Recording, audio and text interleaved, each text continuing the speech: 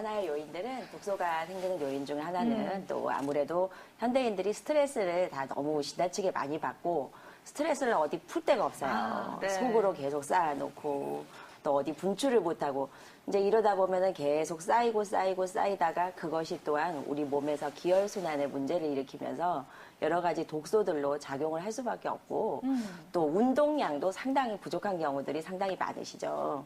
우리도 환자들을 봐도 아무리 운동을 해보세요 라고 하셔도 바쁩니다. 이제 일하느라 바쁘다. 네. 봉사 다니느라 바쁘다. 뭐 여러 가지 이제 뭐 일들이 많으시고 또 일도 지나치게 또 장기간 하시는 분들은 뭐 운동할 여유 자체를 못 내시기도 하고 이런 여러한 부분들이 뭐 스트레스와 운동 또 이런 부분들도 다 독소로 작용을 하기도 하고 또 이제 그 원장님들께서 먹는 거에 대해서 또 잘 말씀을 해주셨고 또 약물에 의해서도 사실은 독소가 많이 몸에 쌓일 수밖에 없습니다. 네. 예를 들어서 뭐 항생제라던가 스테로이드 제제라던가 여러 가지 그러한 약물들을 지나치게 남용하는 경우에 이것들이 전부 다 우리 몸에서 간이나 장 쪽으로 모두 부담을 주고 노폐물이 쌓이게 하고 또 여러 가지 좀 부작용들, 독소들을 계속 낳게 하는 그런 요인들도 되시는 거고 또 한간에는 해독 주스의 일종으로 요즘에 노니 주스도 많이 드시는 것 같아요. 근데 논이라는 게 보면은 우리 한의학에서는 파극천이라는 그런 약재를 가지고 만드는 거로 보는데 파극이라는 게 사실은 우리 한의학에서는 보양해주는 그런 효과가 있다. 몸에서 양기를 올려주는 그런 효과가 있는 그런 약재로 쓰기 때문에 네. 사실은 일반적으로 먹기에는 상당히 문제가 있으세요. 그래서 지나치게 이것을 또 한 가지를 많이 먹었을 때 나타날 수 있는 여러 가지 부작용들이 분명히 나중엔 나타나실 수 있다. 특히 저는 우리 한의원에서 보면 홍삼 오랫동안 드신 분들 중에서 또 산삼 뭐 이런 부분들이 한간에는 너 몸에 좋다 이렇게 체질 불문하고 좋다 이렇게 소문들이 잘못 나가지고 그 부작용으로 오시는 분들을 사실은 저는 많이 봤기 때문에 네.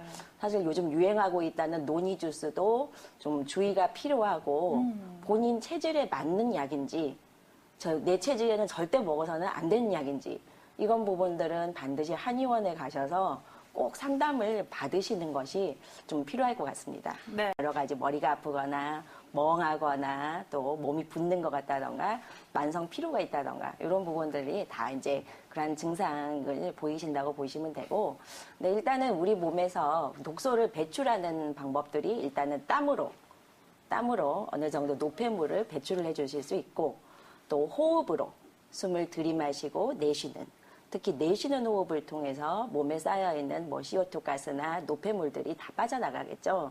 또 소변으로 몸에 그런 그 수분들이 정체되어 있지 않고 소변으로 잘 빠져나갈 수 있도록 그렇게 해주는 부분들도 당연히 독소 배출 방법이고 대변으로 변비가 생긴다던가 장에 이상이 생기면 당연히 독소가 빠져나가지 않고 장에 계속 쌓여있다는 부분이 되기 때문에 요 네 가지 땀이 잘 어느 정도 조절이 되는가 내가 호흡을 잘 하고 있는가 소변이 잘 나가고 있는가 또 대변이 내가 시원하게 잘 보고 있는가 장에 문제는 없는가 이런 부분들을 다 확인을 해보면은 내 몸에 독소가 쌓이고 있는지 아니면 원활하게 잘 돌아가고 있는지 특히 이제 노폐물이 계속 쌓인다고 하면은 우리 한의학에서는 담음 또 어혈 또 뭐 식적 뭐 이런 식으로 옛날에 고문원들에는 다 표현이 돼 있어요.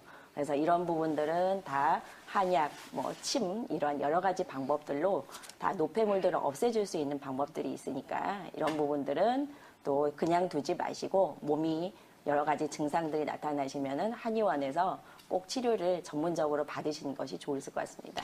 해독을 저는 어떻게 실천을 하냐면은 뭐 기본적으로는 네. 저도 장 건강이 정말로 중요하다.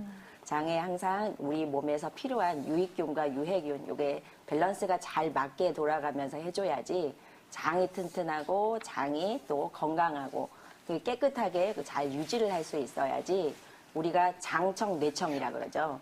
장이 편안해야 머리도 맑아진다. 그래야지 어느 정도 또 우리 몸에서 전신의 밸런스를 유지할 수 있는 뇌의 감각을 잘 깨울 수 있는 거기 때문에 이제 장이 일단은 기본이라고 보고요. 또한 우리 몸에서 보면은 또 우리 감각이라는 게 어느 정도 사람이 어느 정도 깨어 있어야 되세요. 근데 현대인들은 정말 이러한 여러 가지 뭐 스트레스나 오염 물질이나 또 여러 가지 또 생각들이 너무 많고 또 신경 쓰는 부분들이 지나치게 많다 보니까 내 몸의 감각을 잃어버리는 경우가 너무나 많으세요. 내 몸이 어디가 아픈지도 모르고 어디가 저린지도 모르고 어디가 막혀 있는지도 전혀 감지를 못하다가 병을 키우고 그래 그 다음에 이제 겨우 또 병원을 찾게 되고 한의원에 오시게 되고 이러다 보니까 더 낫지 않고 힘든 부분들이 많으세요. 그래서 정말 본인의 감각을 잘 깨울 수 있도록 본인의 감각을 깨운다고 하면 일단은 내 몸의 감각을 먼저 깨우셔야 되세요. 그래서 몸의 전신의 감각들을 좀 깨우는 그런 운동들 또 특히 뇌의 감각을 깨우기 위한 뭐 머리 쪽에 좀 자극을 많이 준다던가 손발을 잘 움직인다던가 이러한 운동들이 반드시 필요하다고 저는 생각하고 있습니다. 네. 이제 그 경추 디스크의 가능성은 일단 이렇게 봤을 때는 사실은 뭐 직접 보지를 못했기 때문에 말씀을 못 드리겠지만은 그래도 이런 목 통증이 뭐 수개월에서 수년 동안 계속 지속이 된다면 그것도 의심을 해볼 필요는 있으세요. 근데 일단은 경추통으로 본다고 하면은 뭐 경추통이라는 거는 일단은 디스크는 아니면서 뭐 목 주위에 있는 근육, 인대, 건 등에 염증이 생겨가지고 통증이 생기는 그런 질환을 말하죠. 근데 이제 이게 유병률이 22% 정도 되세요. 22%라고 그러면은 사람이 일생을 살면서 5명 중에 1명 정도는 목 통증을 거의 경험을 하고 있다. 그래서 아주 많은 사람들이 경험을 하고 있는 그런 질환이기 때문에 이제 이 부분에 대해서 치료가 좀 적극적으로 필요하실 것 같아요.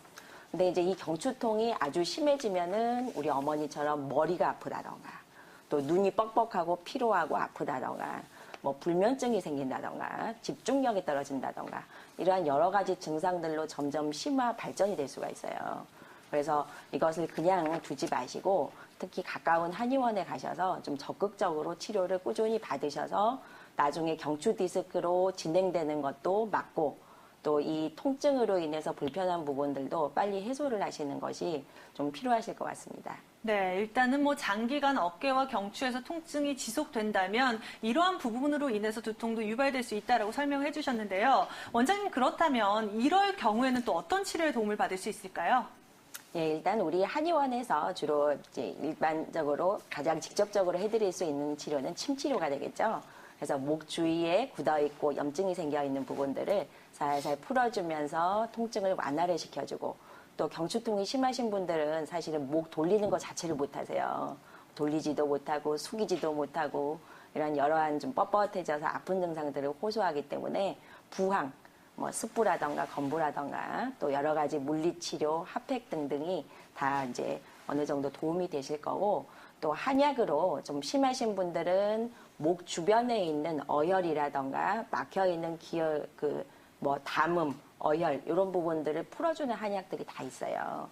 또 체질적으로도 또 목이 잘 굳으시는 분들은 체질방을 써도 사실은 많이 호전이 되실 수가 있으세요. 그래서 그런 한약으로 어느 정도 풀어주는 것도 필요하실 것 같고요. 만약에 또 어떤 분들 같은 경우에는 교통사고 이후로 목이 아프신 분들 상당히 많죠. 교통사고 당하면서 순간적으로 그런 큰 자극에 의해서 편타 손상을 입어가지고 그 뒤로 목, 어깨, 머리까지 아프신 분들 많은데 이런 분들 특히 뭐 한의원에 가시면 자동차 보험으로 다 치료가 되기 때문에 한약으로 어혈 풀어주는 치료는 꼭 받으시길 권하겠습니다. 또 한의원에서 또 받을 수 있는 치료 중에서 또 턱관절 조절해주는 장치가 또 있어요.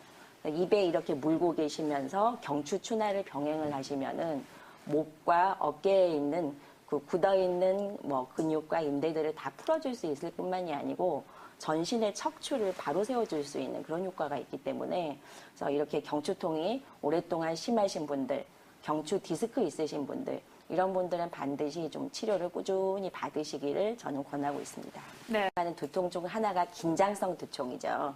긴장성 두통이 뭐 1차성으로 나타나는 두통인데 이것도 유병률이 뭐 30%에서 78% 가까이 되세요. 그래서 대부분의 사람들이 일생을 살아오면서 겪을 수 있는 두통 중 하나가 긴장성 두통이다. 이렇게 보시면 될 것 같고 우리 국내에서도 한의원이나 한방병원을 이용하는 환자들 중에서 환자들 중에서 이제 두통을 주 소증으로 해서 치료받으러 오시는 분들이 한 20가지 그 다빈도 상병 중에서 20가지 중에 하나가 이런 긴장성 두통이라고 보시면 될 것 같고, 또 미국에서도 요즘에는 침 치료를 많이 받으세요. 근데 침 치료 받으시는 환자 중에서 10명 중 1명이, 거의 10% 가까운 환자들이 두통으로 치료를 거의 받는다고 합니다. 그래서 이럴 정도로 우리 한의원에서 침이나 한약 이런 여러 가지 치료들이 상당히 두통에 도움이 많이 되는 걸로 요즘에는 다 알려져 있다고 보시면 되세요. 근데 이제 이러한 긴장성 두통은 그 악화시킬 수 있는 요인들이 여러 가지가 있는데, 스트레스, 신경성으로 이제 뻗쳐 올라오면서 머리 아프신 분들 많죠.